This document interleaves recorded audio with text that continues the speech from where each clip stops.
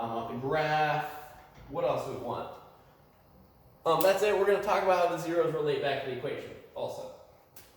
And zeros to equation. I'm just keeping this up here so I remember to go back to it. All right, so first let's look for the zeros. In order to find the zeros, we need to solve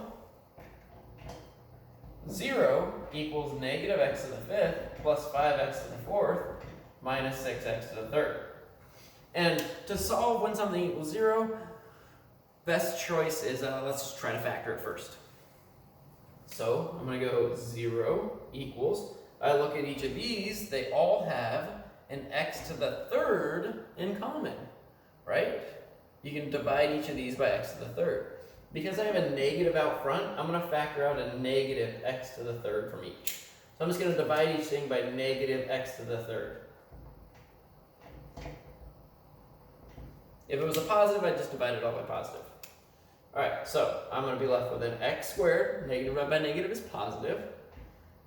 Positive divided by negative is a negative. And I'll have 5x, because x to the fourth over x to the third is going to be left with just an x. And then here plus, because negative divided by negative is positive. And then just a 6. Alright, now I'm going to factor this. X squared minus 5x plus 6. So I get 0 equals negative x to the third times x minus 3 times x minus 2, because we needed two numbers that multiply to 6 and add to negative 5. Boom! All right. So looking here, like, well, what are our zeros? Well, it's factored. So I can say when this is 0, negative x to the third is 0 when x equals 0. X minus 3 is 0 when x equals 3. Right? I'm just putting them in ascending order. X minus 2 is 0 when x equals 2. That's a negative when x equals positive 2. Okay. What is the multiplicity of each of these? Well, it is multiplicity 3, multiplicity 1, and multiplicity 1. They all have odd multiplicities, which means the graph is going to go through and not touch at each of these zeros.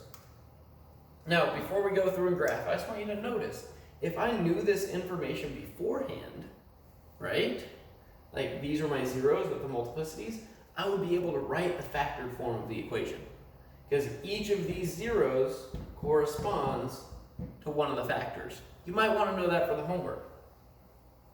Sorry, you will want to know that for the homework. All right, let's look at the end behavior. Well, let's go back to the original function. All right, well, 5, 4, 3 are our exponents. 5 is the biggest, so we just care about this part. All right, so 5 negative 5x squared. The graph is going to resemble that graph on the outside. But we don't know what's going on in the middle yet. But on the outside, that's the end behavior. So it's going to fall to the right. So the graph will fall to the right. And it will rise to the left. The reason for that is because we have that x to the fifth, which is going to give us a graph like this, kind of like an x to the third, but it's a negative in front, so it reflects it. So as I go to the right, it goes down. As I go to the left, it goes up. Right, like that. Okie doke. Now let's sketch this graphic. Yeah, I think that's it. That's what we do for this one.